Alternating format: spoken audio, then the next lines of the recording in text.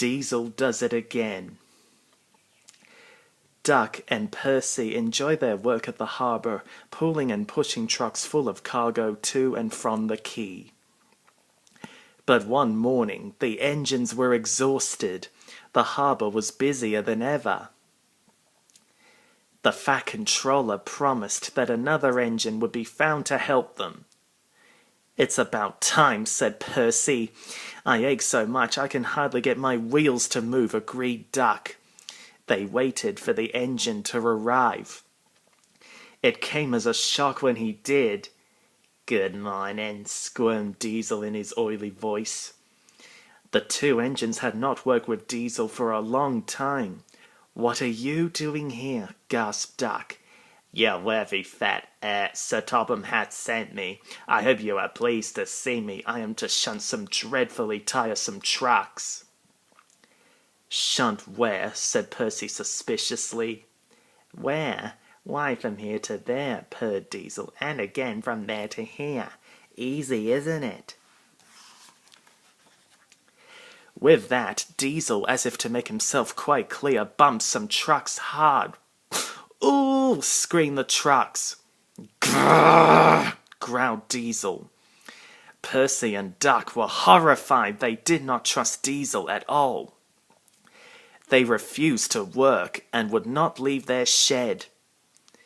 The Fat Controller was enjoying his tea and iced bun when the telephone rang. "So there's trouble in the harbour yard. I'll be there right away." Diesel was working loudly and alone. Cargo lay on the quay. Ships and passengers were delayed. Everyone was complaining about the Fat Controller's railway. Percy and Duck were sulking in their shed. "What's all this?" demanded the Fat Controller. We're on strike, sir," said Percy. "Yes," added Duck. "Beg pardon, sir, but we won't work with Diesel, sir." Then, in a quiet, hurt voice, he added, "You said you sent him packing, sir." "I have to give Diesel a second chance. I am trying to help you by bringing Diesel here. Now you must help me. He was the only engine available." Percy and Duck went sadly back to work. Next morning, things were no better. Diesel's driver had not put his brakes on properly, and Diesel started to move. He went bump straight into Percy. Percy had an awful fright. "Wake up there, Percy," scowled Diesel. "You have work to do." He didn't even say he was sorry to Percy. Later, Diesel bumped the truck so hard that the loads went everywhere.